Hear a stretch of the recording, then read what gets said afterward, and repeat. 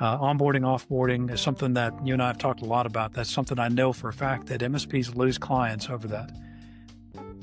Putting a coaching hat on for a minute, that we tend to, if you ask your technicians what the most important things to our clients are, I bet you they would default to answers that are not what your clients are thinking. Yes, uptime, infrastructure, all those good things that we expect, those are kind of keep the lights on, but the things that they recognize are timely onboardings or timely offboardings. Tell me what how you're defining visible work.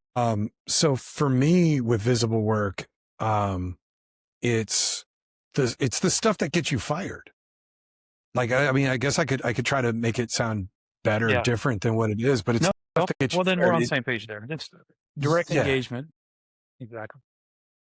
Well, yeah, not getting into a VIP ticket. It's somebody that shows up looking like a slob. It's not answering the phone and it rolling over to voicemail 4 times in a row. Like, it's the stuff that like when somebody is looking at you, they're like, I remember that. Like, it's not, you know, we didn't get a backup last night. It's all the other stuff. Exactly.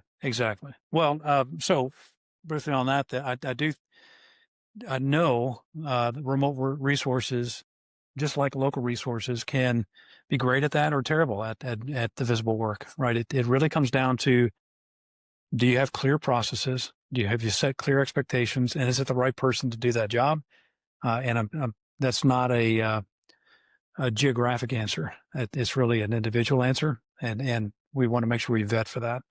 But those things do keep clients, and those things lose you clients as well. And I can't emphasize enough how often I see onboarding and offboarding as a non-priority, just another ticket in the queue. I can tell you a quick example of that. There was a client I was speaking to that on the coaching side, not on the staff aug side, where a ticket came in for a new onboard. It got kicked around. They didn't get the PC set up on time.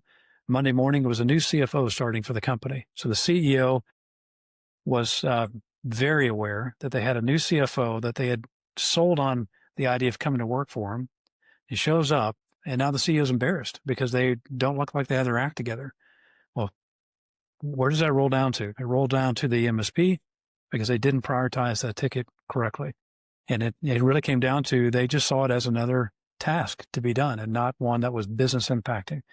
So I will say partly it's the resource to make sure you have the right person, but in part is making sure you've got an internal culture that prioritizes that visible work, and that you really, really emphasize how we're to handle those tickets.